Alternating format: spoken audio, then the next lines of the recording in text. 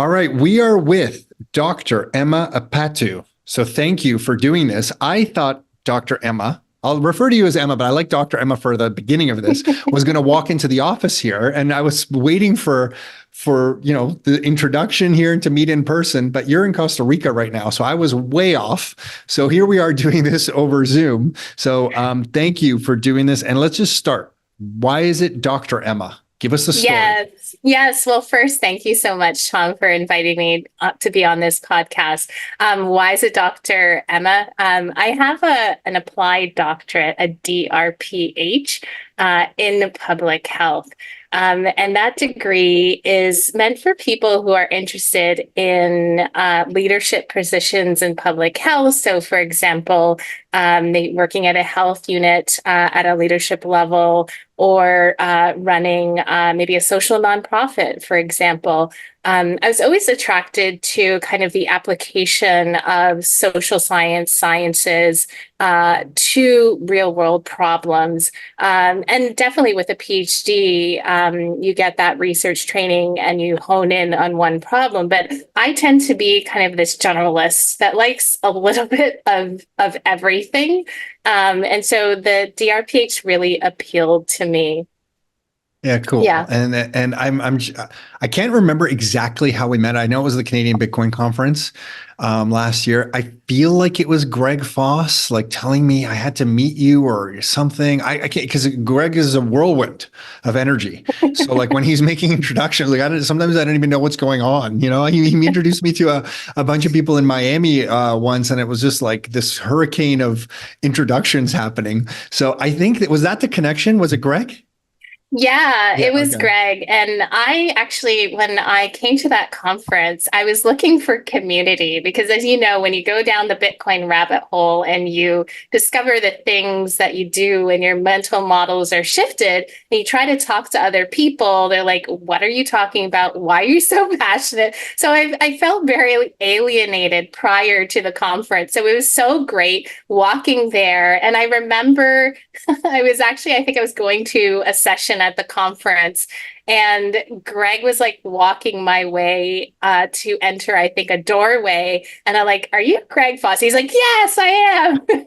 And we chatted, and I told him, I was in education and all of that. And he got really excited. And he's like, you have to meet Tom. And there's other people. It was fantastic meeting him. I met him and just so many other people in the Bitcoin space. And it's just amazing to see how warm and receptive the Bitcoin community is. Yeah, cool. And so your story is interesting to me because I don't meet a lot of Bitcoiners who come from, I don't know if academia is the right word, or kind of with your background. So like, how did you trip into this rabbit hole? What is your journey? How did you get here? How did you discover Bitcoin and start going into this? Yeah, that's a great question. So, as I mentioned, I kind of have this interdisciplinary interest of, I would say, the world in general. Particularly, I really love like the social sciences, kind of health sciences and education. And so I've been a professor for the past 10 years. Most recently, I hold a position at McMaster University in the Department of Health Research Methods, Evidence, and Impact. And prior to now, I was the director of Master of Public Health program, squarely mostly focused on educational administration, making sure students have placements, making sure that the curriculum is up to date, coordinating courses. So that's what I did. And I was doing this while the pandemic hit. And, as you probably know, that being in leadership position sometimes is a very lonely space, and everyone's like looking to you for answers, like, what are we going to do next? And in-person classes were shut down. Administration at the higher level was kind of making decisions at the fly, also waiting for decisions from the central university and so forth. So with all this uncertainty, I just started thinking more about just life in general and looking at what was happening in Canada, particularly, and comparing it to the United States. Because prior to being at McMaster, I was a professor at the University of North Florida, and also my husband is an American as Oh, well. got it. I didn't know that. Got it. Okay. Yeah, and so we actually during the pandemic went back, and we went to Florida, and it was very interesting. I think around 2021, and life there was just a lot more open. Open. Yeah. People, a lot of folks not, wearing masks and so forth. And I got into some really deep conversations with people around their perspectives of the pandemic. And, I spoke to people that were kind of on both camps, kind of for, against kind of these mandates and all of those things. And I just realized, like, people on both sides had very strong arguments. And I just wanted to make sure that I was not kind of being biased to listen to one narrative. Admittedly, I probably was coming from the Canadian context. And so it just made me think about, okay, what is public health again? And it made me realize that public health is about individuals and the things that individuals do in society. Individuals form organizations, they create policies, they do all of these things, right? But I think what can really happen sometimes is we can get lost into the collective mindset of protecting the collective health. Well, to me personally, I don't think there's a collective health, but there's a group of individuals that have health. They all will have individual needs and protections needed. And so just kind of rethinking about that. And there's long debates about individual rights, for example, in public health. You have great ethical debates against utilitarianism and so forth. And so as I was thinking about that, and actually I traveled back, as I mentioned, visited the States, and I traveled back home. I actually was by myself. And it actually happened to be around New Year's. And that's a time where I, like myself, like a lot of people like to think about New Year's resolutions and things like that. And just, I'm really interested in personal development, specifically when it comes to like career and specifically career growth and so forth. And I just started watching some YouTube videos and found this professional development guru from the UK. And he started talking about crypto. And I was like, oh, okay, this seems interesting. You can kind of be your own bank. You can make interest on your money and all of that stuff. So like many people, I got enamored with, the bells and whistles of the altcoins. But then going down deeper and you read more like Safety Amus Fiat Standard, and you really understand that Bitcoin really is the first cryptocurrency and really the one that solves the problem of broken or debt-based money, then that's really the one that should have all the attention. And so I personally then just started saying, oh my gosh, Bitcoin is it? And Bitcoin is such a base layer, or could be such a base layer for public health. And I could talk more about that a bit more if you'd like. Yeah, can you? Because that's probably an angle of Bitcoin that I don't really think about. I don't think about it as a base layer of public health. I haven't thought about it. I think it fixes a lot of things, including health. So I don't know if that's the angle that you're coming at this from, but yeah, talk to me about that for sure. I'd love to know more. Yeah, so I mentioned that I have an applied doctorate, and my specific specialization there is health education, essentially health promotion. And one of the prevailing models that we have in health promotion is the health impact pyramid. And I write about this in an article that was recently published in Bitcoin magazine. And essentially, in this pyramid, there are 5 levels, and at the base is socioeconomic status. And you move up to essentially like the environment, these longer protective action things that you can do to save or protect years or loss of life or morbidity, for example. So something like a colonoscopy, you can go in for a colonoscopy and that can save, multiple years of your life, like from cancer, for example. And then you can move up this pyramid all the way up to the fifth, the small little triangle at the top of the pyramid to counseling and education. And this has the least amount of impact on population health. So it's really that base, that social economic layer where you can make the most difference. And in public health, we have picked up this, or I should say, we picked up momentum around addressing the social determinants of health. One of my colleagues, Scott Wolf, who's actually executive director of the Bitcoin Coalition of Canada, he's worked in the health space for many years, writes a beautiful article around just calling people to further move upstream the social determinants of health, and think about Bitcoin that could address a lot of these social determinants and this base layer. A lot of times we talk about you need to make more income, right? You need to invest in assets. And I think on a previous podcast, you had someone talk about how real estate is capturing the monetary premium in some regards, right? Because people are looking for a place to store their value and their worth. And so, but the thing that we don't do in public health, I think enough of, is actually thinking about what is money and if that is broken, right? Lynn Alden, as we know, talks about that beautifully in her book. Maybe we should be looking at a new parallel monetary system that can address that base layer. Do you know how happy it makes me to hear you speak this way? Like, this is so needed. Like, this is the way.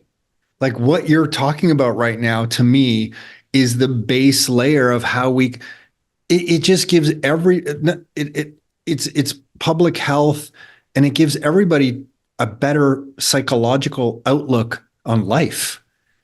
Like, Yes. if everybody in the community, sorry, I don't mean to speak. Now you just got me all excited here because I'm like, yes, like this is clearly the way. Like, if we can have another system where people say, oh my gosh, in this system, I have some hope. I just have hope that I can get ahead. Like, I'll never forget leaving university. Now, I guess I was the classic middle class. Like, our family definitely had the ups and downs, but through the ups and downs, I was probably always tossed around the middle class. And even, growing up in Mississauga on the west side of Toronto and coming out of that and going to university and then getting a job, you just kind of look around, you're like, oh my gosh, like, I'm never going to get out of this. Like, this is my life forever. I'm going to get some debt. I'll be able to get back then, I'm 51 years old now. I could get a house. So I could get a house, but the mortgage on this, with the income I'm earning from this job, I'm basically debt trapped now. So now my life is just going back and forth to work, paying my bills, hopefully having enough for education, for vacation. Got to save up. If I have kids, I hopefully can save up enough for education. It just becomes this weird treadmill. And psychologically, it's just a burden. Like, you don't feel like you're living. Mm-hmm. And that's me coming out of what I would call a middle class existence. Right. So I think what you're saying is like so huge is when you came to this realization, like I guess you just must have had some jaw dropping moments. No, like for yourself.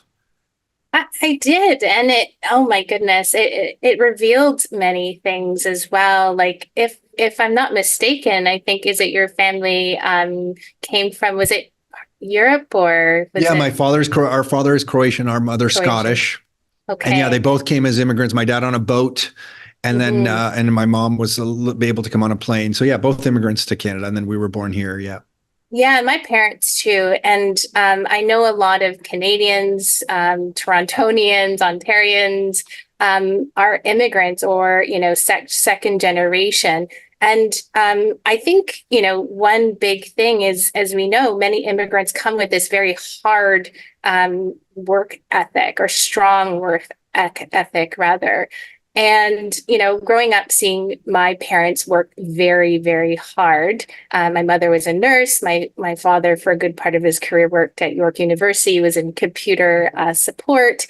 And just seeing them work so hard. And I would say, we were probably middle class as well.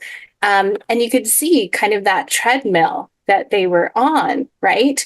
And like I took that very seriously because my parents invested so much in me. They moved to this, Canada, a great country, so that I can have better opportunity. And so I come with this whole, I would say, heart to, to help them in a way to show them that there is this better way, and that your daughter does indeed have a better future. And I think that could also be other people's revelation as well too, especially the younger generation, to kind of come and think about, do I have to do the same things my parents did? Like maybe carry those wonderful traits that your parents had or the previous generations, but think about the models in which we are living in, right? Are they correct? Are they broken? Admittedly, the world seems so chaotic today, and I would argue that a lot of that comes from broken incentives, broken money, right?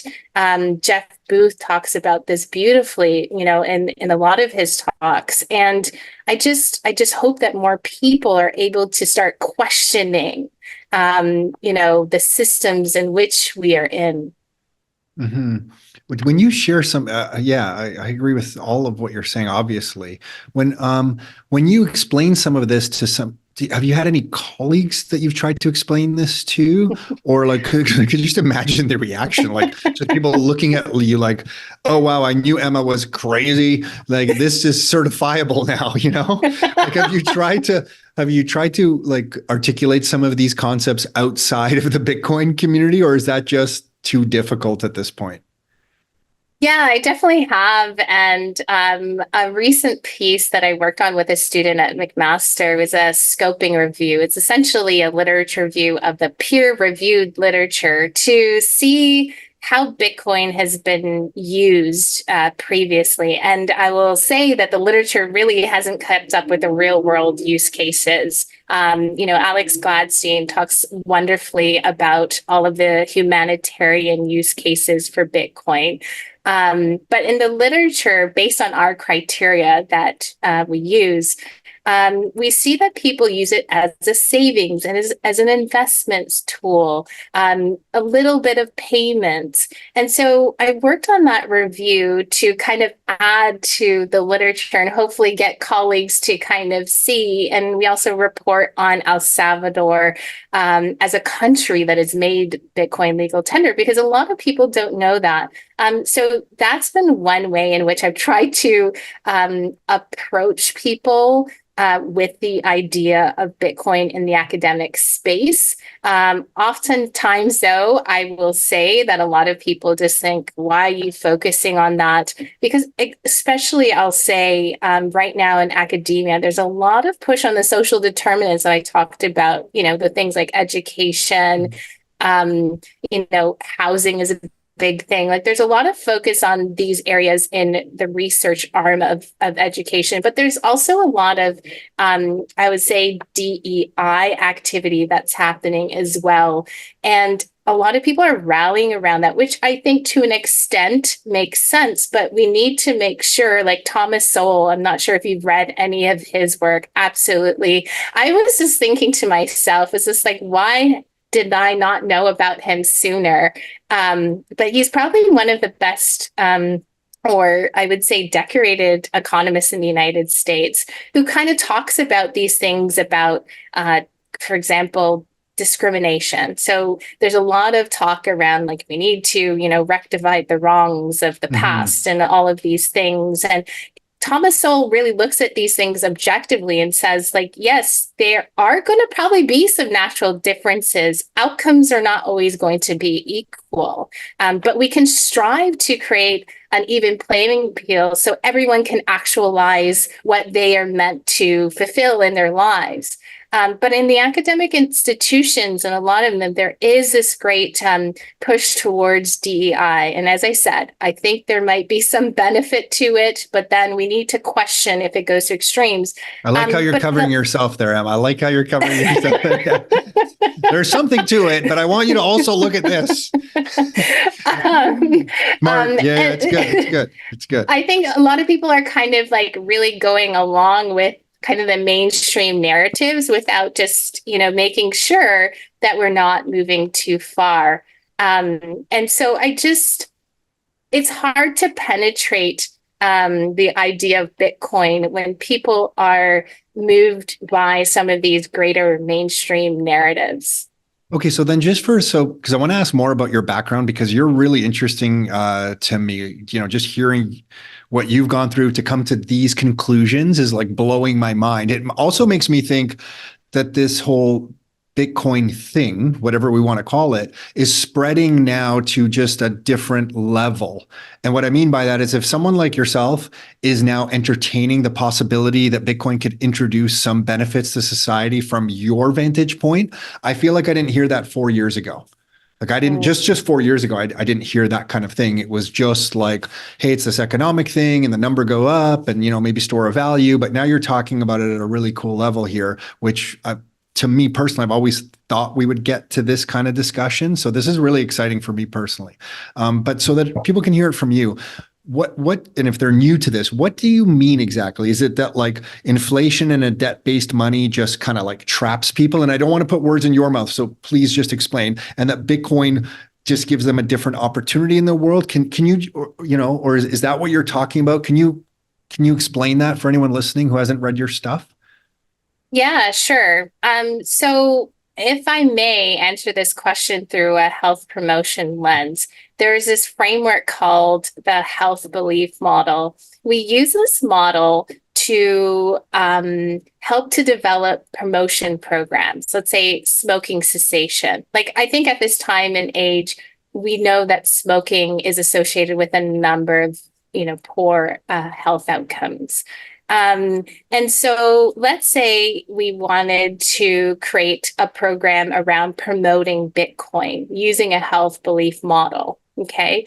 There's several constructs or factors that will affect the extent to which someone will actually arrive at concluding that I need Bitcoin. Okay. And so I think the thing is maybe I think because, for example, inflation is the causes of it is insidious and it's hard to pinpoint. Like we could tell things are getting very expensive in life. And people might feel like, oh, there's not maybe a lot that I can do. And so I think people might, and if I go through some of the constructs, so for example, self-efficacy is a construct of the health belief model.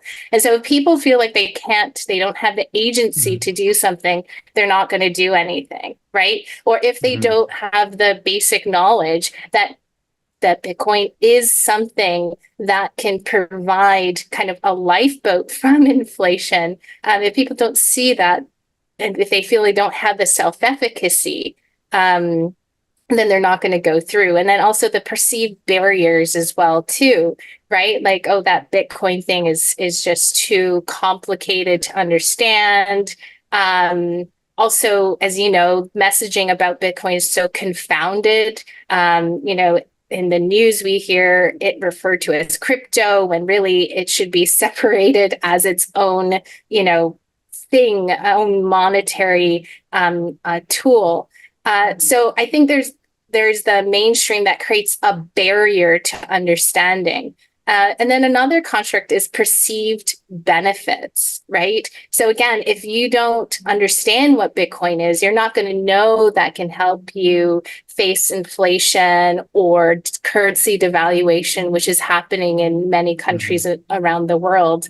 And thus, if you don't understand these things, then you may not have the motivation, right? Again, and if, again, you may not, for us, like, being in the West, you feel inflation, but it's not as bad as someone in Nigeria, for example, right? Or Ghana or Venezuela or It's getting wherever. pretty bad. It's getting pretty bad. Let's face it. But It yes, is but I know your indeed. point. I'm agreeing with your point 100%. Yes. Yeah. Right? Yeah. And then all of this is shaped by your demographic variables, right? Like, so where you may fit on the socioeconomic ladder, Mm. right? Your class, like, so maybe if you're really high income, you may feel like, oh no, I'm still doing okay. But you might be like, maybe your rental properties, for example, you're noticing that you're having such high turnover rates because your renters are not able to, pay their rent.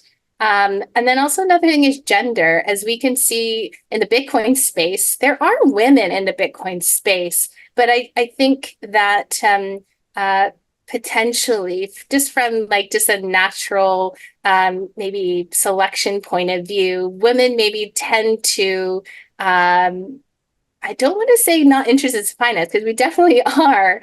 But I think it's that natural instinct in a man to go forward and find that new economic thing that's going Yeah. to, support Yeah. their family. Yeah. And then there's I will also save the age. family. I will save the family. This is my duty. I must save the family. I found the thing that will save the family. Yes. Yeah, maybe it is that. Yes. Something like that. You're right. Yeah, And yeah. then there's also age as well too. So, maybe if you are a boomer, let's say, you'll be Mm, less likely to realize that you need Bitcoin, for for sure. example. There's definitely boomers in this space that Mhm. get it, which is great. But so these are social kind of demographic variables that kind of confound a person's kind of thinking towards Bitcoin. And obviously, too, there's their thinking themselves. There's the psychology that they have as well might stop them from realizing, Bitcoin is this great monetary tool that can help them with inflation, for example. And then there's also cues to action. So another thing, right now, especially, I guess we can speak specifically on Ontario, there's not really a lot of places where we can pay for, with Mhm. Bitcoin. It's not really a subject that's taught in schools. We don't really hear it in the news. If we do, it's about some scam or something like that. And so that will Yeah. minimize a person's cue to action. Be like, no, no, I'm not Yeah. going to Not do for that. me. Yeah. Exactly. So I think kind of walking through this model kind of shows that depending on where people are with Mhm. all of these various constructs will impact the way in which they would perceive the need for Bitcoin to, let's say, in this case, maybe fight against inflation. Mhm. Yeah. Yeah, that's also great what you're sharing. It's just making me think about so much stuff. And sometimes I think the current system just forces people to have so little time because they're so busy trying to survive in this system. Like I kind of look at it like, people are running on a treadmill and they don't know it. They see the numbers on the treadmill and maybe their account balance is the same or slightly going up, but they don't realize they're running harder and harder because the debasement's coming at them so fast. And then they just don't have time because they're trying to survive on this treadmill. So you don't have time to kind of take a breath and look around at what's Right. going on. And I didn't really, like, I was so into this real estate thing until 2020. I didn't really stop. And, I kind of knew about gold. Like I was down, like I was a gold bug already, knew about real estate, but I had dismissed all of this Bitcoin stuff until I really sat and spent like hours diving into it. But on your point about women in this community, I'll tell you just something I've noticed running this podcast is some people will come up to me and say, "Hey, Tom, you need more women on the podcast. Like you need more women." I'm like, "Well, we don't have this policy not to have more women." So then these three women who approached me and told me this, it was at this conference that we were at, all have done incredible things in real estate. These three women, each of them independently, incredible stuff. So I said, "Well, why don't you three come on the podcast?" And you know what they said? "Oh my gosh, no, we could never come on the podcast. What would we share? We have nothing to share." Whereas I think guys are naturally more like, "I will come on the podcast. Oh yeah, like I know everything. I know everything. I will save the world. I will do whatever thing." Where women just have this, and I don't mean to generalize like this, but just naturally maybe a little bit more humble, a little bit more like, don't need to be out there. So I think what you're doing, so thank you for coming on this and sharing your perspective. I think it's just very needed. So I really appreciate you coming on here and sharing your message from your context and your point of view, because I think Well, it's like it's really beneficial. And like when someone like Lynn Alden is doing what she's doing, like these are strong voices. mhm. So, yeah, just thank you for having the courage. I don't know if it's courage. I don't know what the right thing to say is, that just having, yeah, just doing what you're doing. Well, thank It's you. And yeah, maybe for, that lady that might be on the edge to actually share and come out, in the Bitcoin space, if you will. Like right now in this podcast, I'm just thinking of this as a conversation between you and I. yeah, And yeah. like that's cool. I enjoy talking to you. So that maybe that might help a lady out there who's just thinking, should I, share my voice? Like, yes, we need to hear Totally. your voice. And you should know there are some educators in the school system who listen to this podcast and are slowly, these concepts are slowly entering the school in maybe unofficial capacity. I know several teachers who know of these things, and it's kind of infiltrating into the school system here in Ontario, so whether the school system wants it to or not, these concepts are slowly getting in there. So where did you have the tipping point that you've decided? Because now it seems to me that you're deciding to spend a lot of time in this area. What was that like for you? Like, was that just a natural progression, or was that a big decision? Like, oh, I'm gonna really dedicate some, because you're dedicating the most precious asset we all have, time, into this. So what was that decision making like? And can you tell us what you're up to and what you're doing right now? Yeah, I would admittedly say the decision making was quite difficult because, after realizing the potential of Bitcoin and wanting to contribute my voice, you know, it, it means I had to step away to some extent from a career that I've like built up for a significant part of my life. What's great is I still have an appointment at the university. I should also say, what I'm expressing here doesn't represent the views of McMaster University. But for me personally, yeah, I knew I had to step away, and I just took some time to kind of think like, what could I do in the Bitcoin space? And I think one clear thing is education, given that's something that, I've been doing for some time. Um, and then I started, just brainstorming ideas around kind of what that could look like. I also took a life coursing certificate, a life coaching, sorry, rather certificate. Because I thought that would be an interesting way. Because one of the things I really loved about being a professor is the coaching aspect of working with like young minds or folks that are looking for a second career, looking to further their careers. And through that, you get into these like life conversations. So I took that course. So I started kind of building a skill set to add on kind of what I already had. And so I knew I wanted to do something with education. I knew I wanted to do something with coaching. And so the idea one day came like Dream Grad Academy. And I think when we met, I might have kind of described like, oh yes, I'm starting to move this idea of Dream Grad Academy You did, yeah, forward. yeah. Um, and I said, stay tuned. And you were so kind to say, I'll invite you on the podcast when you've kind of fleshed out the idea. Um, and so Dream Grad Academy has now emerged to be an educational platform and consultancy where I work with individuals and organizations on Bitcoin education. And, through Bitcoin, you're kind of talking about life as well, because Bitcoin is such a foundational truth. Like once Mhm. people realize it, it impacts like many dimensions of life. So, yeah, I work with coaching people one-on-one around kind of their Bitcoin journey. And also, I'm launching a course for women. In the future, I hope it could be for all adults.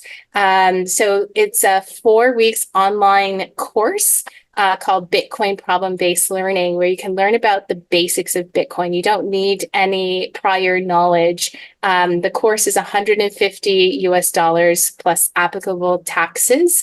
And we'll have some live sessions as well. You'll also interact with educational materials that I've curated. Because as you know, going down the Bitcoin rabbit hole, there's just so many different like resources, and you're like, is this credible? Is this not? So I try to put that all together and save people like hundreds of hours. So I'm launching that course, starts May 30th. Enrollment is live right now. So if there's any women who are interested in enrolling, please check out dreamgradacademy.com. Another interesting thing that Dream Grad Academy does is partner with organizations, as I mentioned. And most recently, I'm currently working with Bitcoin Mentor IO as one of their mentors. And Bitcoin Mentor is all about helping people along their Bitcoin journey, no matter where they are, but specifically helping those people that have bought Bitcoin and left it on exchange. And we all know Bitcoin's all about self-sovereignty. And so we help people to walk that journey to become as sovereign as they wish. And so I'm one of the mentors, as I mentioned, so I help to coach people through that. And Bitcoin Mentor, what's really cool, is headed by BTC Sessions, who is one of the premier Bitcoin educators in the space, and Mike Cook. He's been on our podcast twice. Just so you know, over the last few years, yeah, Ben's been on, and he's the best. Like his YouTube videos are absolutely top notch. So that's cool that you're partnered with them. That's really cool. Yeah, and so you will through that organization, then you'll hop on a Zoom or a phone with someone and just walk them through, because we do have some clients who are 55, 60 years old, and they want to get into Bitcoin, and they, I confuse them when I say hot wallet, cold wallet, and all these kinds of things. They don't understand what is going on, keys, custody, like all this kind of stuff that I now take for granted, so you will get on and guide somebody through that process and help them get a hardware wallet set up if they want to take custody of the Bitcoin themselves and that kind of thing. That's what you'll do?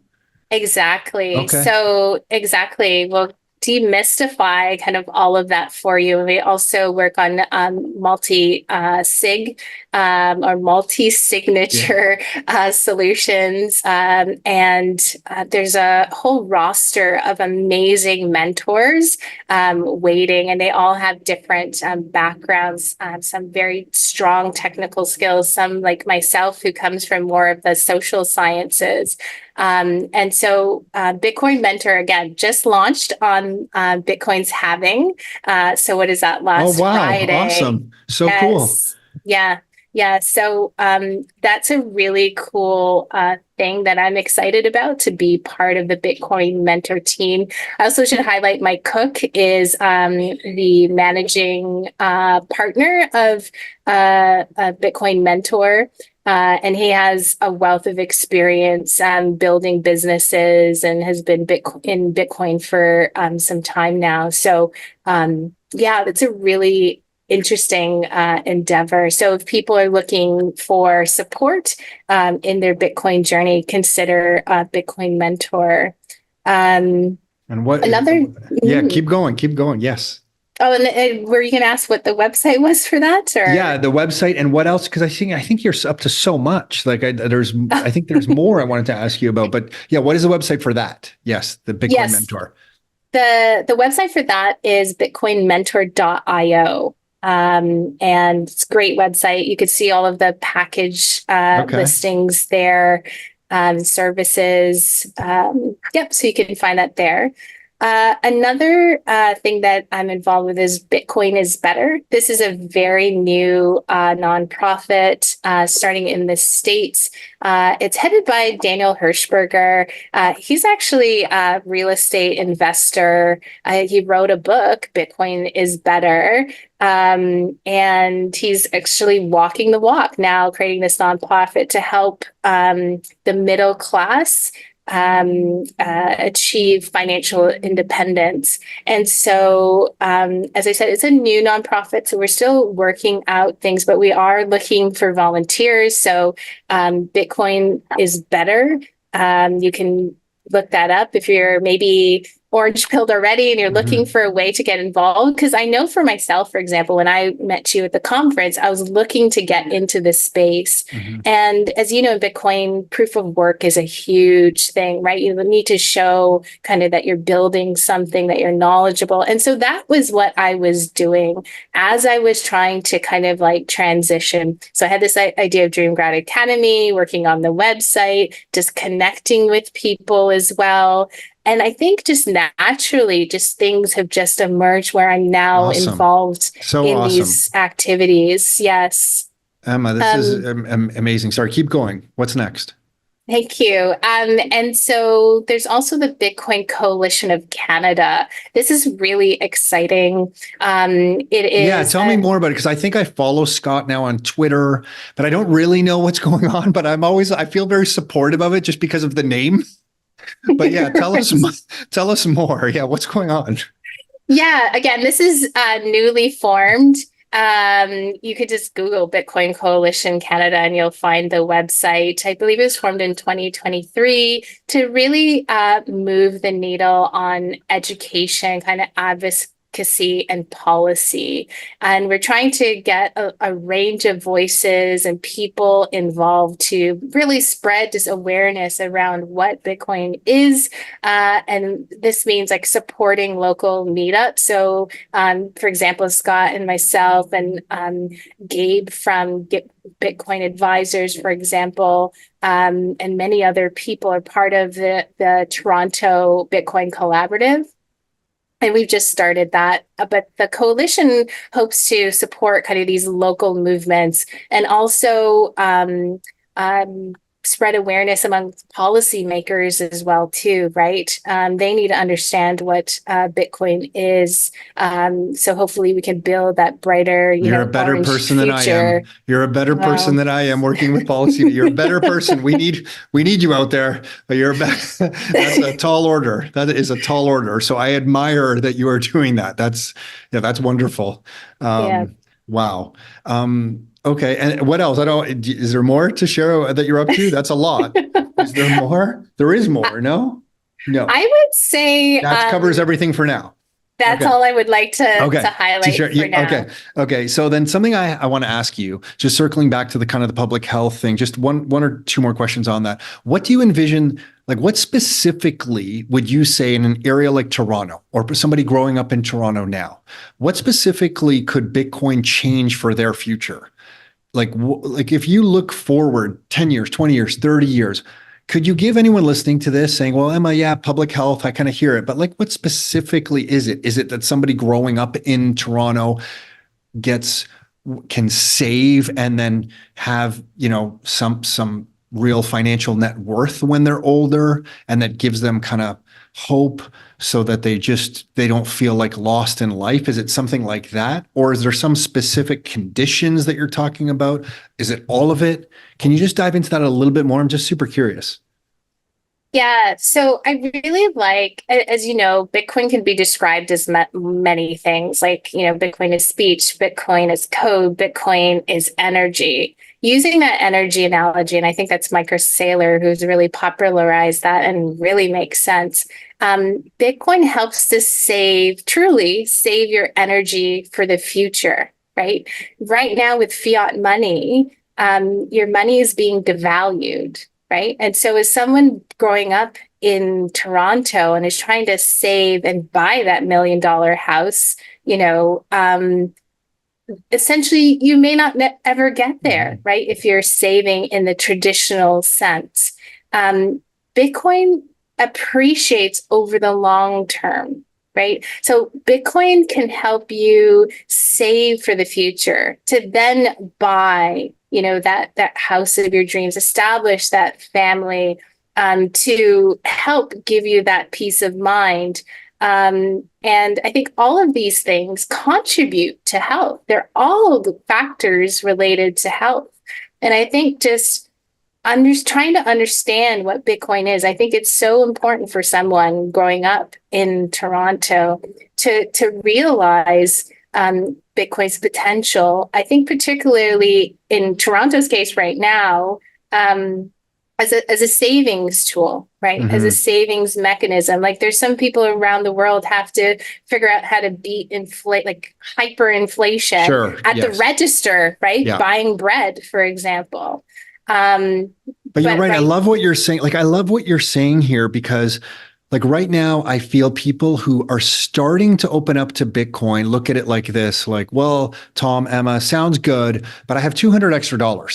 So like if I get $200 and buy $200 worth of Bitcoin today, if it goes up to $400, oh wow, like big deal, like that's doubled, but I'm really not getting ahead. And some people, unfortunately, are dismissing it because of that type of thinking. And what I love about what you are doing is you're educating people, where I think this education compounds over the next few years, and people will begin to accept that if at the very beginning of their work lives or work careers or as children, they save in Bitcoin. Now we're not talking about an extra $200 that you put in and you hope it doubles in some amount of time. Now the base layer of your energy and of your future, as you've described, is in this store of value, the savings technology, that then if you just keep it there year after year, it's volatile as heck, we know that. But the compound annual growth rate of Bitcoin, if you just look at it like that, like over the last 4 years, just from January 2024, 4 years prior, it's 46%. Today, as we're recording this in April, it's higher, but it was 46% over the last 4 years compound annual growth rate of Bitcoin. So if somebody puts their savings in something like that and they hold it in something like that over 2 years, 4 years, 6 years, 8 years, if someone takes out a calculator right now on their iPhone and they put in 1,000 and you multiply, you hit times and you go times 1.46, not that it would keep growing at a compound annual growth rate of 46%. I have no way of guaranteeing that, but just for fun, if you hit the equal sign one time and then you hit the equal sign 10 times and you look at that number on your iPhone or on your phone, like that is the potential that Bitcoin has for you, that it's going to increase your purchasing power in the world. And I believe it removes a lot of society's pains, a lot of the pointing fingers, a lot of the populism, a lot of the things that well, again, I don't want to put words in your mouth, but we're hinting at here, and a lot of the finger pointing, and that people can be self-reliant. And then I also believe if someone like Emma can save in Bitcoin, we get a wise elder. That when Emma, you're very young right now, but when you're, many years from now, if you save in Bitcoin, you will have the time to be able to go around and share your wisdom at places like universities in Canada and in the US. And I feel like as a society, we've lost the wise elder. We have lost the wise elder. Nobody can afford retirement. So we put people up in this area in retirement homes. Everyone's desperate to pay, take equity from your home. Hopefully you can get a spot. Can you imagine we had a whole generation of Emmas as wise elders to pass down decades of education to the younger generation? Like, how beautiful of a world would that be? And I know it's coming because I know you're saving in Bitcoin. So like that to me is a bright future. If the next few years looks a little scary to a lot of people, and it does, to me, the next 20, 25, 30 years looks like it could be incredible. And when I see people like yourself entering this world, honestly, it just gives me such hope. So for me, it's, Bitcoin is many things. And for me, it's just this like ray of hope, So anyway, I didn't mean to go on a little bit of a rant or whatever, but that's what I see when you're speaking. I'm like, holy smokes, the opportunity here, like this is huge. It's realigning all of our incentives. And then someone like you is motivated to talk about it. Someone like me is motivated to talk to it. It's just wonderful. We each talk to it from our own voices. You from public health, me from real estate and a store of value kind of angle. So it's just kind of like this wonderful thing. I know I get crazy on this stuff, but anyway, so it's just great to talk to you about this stuff, Emma. So, and I'm very thankful that you're finding your voice and your niche here in this space so that you can spend more time. It's exciting, and that can be difficult to do. And it seems like you're crafting it out and you're carving it out, and so that could be also very stressful. So, good on you for going through this. You know, No, thank you so much. what I think your prior point was eloquently said. It's definitely it's like we're if people can get on a Bitcoin standard and we get more people, families, young people, then there'll be just a brighter future. Is Bitcoin, as you know, in the space, we say Bitcoin fixes this. And it will fix a lot of things. Is it going to create a perfect world? No. But as we know, we can do better, and Bitcoin is better, right? It's better money. It just, as you said, it better aligns incentives at the individual and organizational and governmental level as well, too, right? So, yeah, I'm really excited for the future. Yeah, I can't. Yeah, you're up to great stuff. I can't wait to see how your next 10 years evolves. So, I'm excited to see what you do because it's going to be great. So, if anyone wanted to follow what you're doing, I know the website, so that we will put into the show notes for sure. Are you also anywhere else? Can anyone follow you on any other social platforms, or not so much? Are you not on those platforms right now? Primarily on Dream Grad Okay. Academy, and the handle is without the A in grad, because as you know, on X, you have a character limit, so I had to drop something. So Dream Grad Academy with no A in the grad, and LinkedIn. I've been posting there, Okay. and it's just Under your name, I guess. yep, under Emma Patu on LinkedIn. Awesome. Yeah. Okay, so we'll have links to all of this. If anyone's listening to this and wants to track you down, we will have links to all of these places on the show notes for this particular episode. And then, Emma, is there anything? I mean, there's more we can discuss and at deeper levels, but I think as an introduction to you, this has been fantastic. So thank you. But is there anything else lingering that you really wanted to get out that we haven't touched? I would just say, if I can speak to my fellow public health, healthcare professionals, that we really need to look deeper at money itself. And I just encourage people to read books like Saifuddin Moose, The Fiat Standard, to just learn more about money. Because a lot of the things that we're calling for in public health is downstream of money. And if we can have more people that are Bitcoin advocates in the public health space, I think that would be very, very helpful. So I would just end by saying, debt-based money is a public health issue, and we need to recognize it as such. Yeah. Awesome. Emma, real pleasure doing this together with you. And at one point, if you listen, just by your background, you're in a better spot than I'm in right now. So if you ever come back up here, we definitely want to have you in person. So open invitation to come here in person. But if you don't come to this area, I won't blame you either. So Oh, I had a question for you. Are you going to the conference in May, the Bitcoin conference in I'm Montreal? going to go for the Friday only. We have a big family get together because that's the May 24 long weekend here. So we have a big family thing happening, but I am going to pop in for the Friday. Are you going to be there? Yes, I will be there. Okay. Yeah, and I'll be participating in a panel. I believe it's on the Thursday for like a Bitcoin 101 event.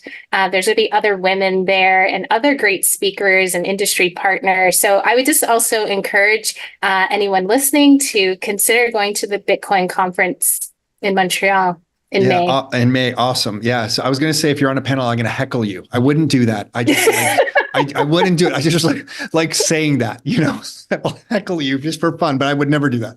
I would never do that. So that's great that you're participating in that. So yeah, Canadian Bitcoin Conference in May. I don't have the exact date handy, but I know it's the May 2-4 long weekend, the Thursday, Friday, and Saturday of that kind of weekend. I also know there's a big hockey game between Canadian Bitcoiners and American Bitcoiners being organized. And Last year's was great. This year's, there's some heavy hitters like you're speaking there. There are other great speakers going to be there. So if you're local in Canada and you want to get exposure to some of the Bitcoin community, that's going to be a great place. So I think Nick and I are both going to pop in for the Friday. But It's great. awesome. It's just to let you know, it's May 16th to the 18th. Oh, perfect. May 16th to 18th. Thank you. We're going to be talking more about that. We have a guest coming up, I think, next week to talk about more about the Canadian Bitcoin Conference. So we'll be harping on that a little bit more. But awesome, Emma. Thank you so much for doing this. Really appreciate it. Thank you. You're welcome. Thank you so much, Tom. Hey, thanks for tuning in. You can find every new episode of the Your Life, Your Term show on all the major streaming platforms. So Spotify, iTunes, Google Play. And if you'd like to get free copies of some of the books that we've put together, like these right here, or some of the reports that we've put together, like these right here, you can find all of those at www.rockstarinnercircle.com. That's www.rockstarinnercircle.com. That's it for now. Until next time, your life, your terms.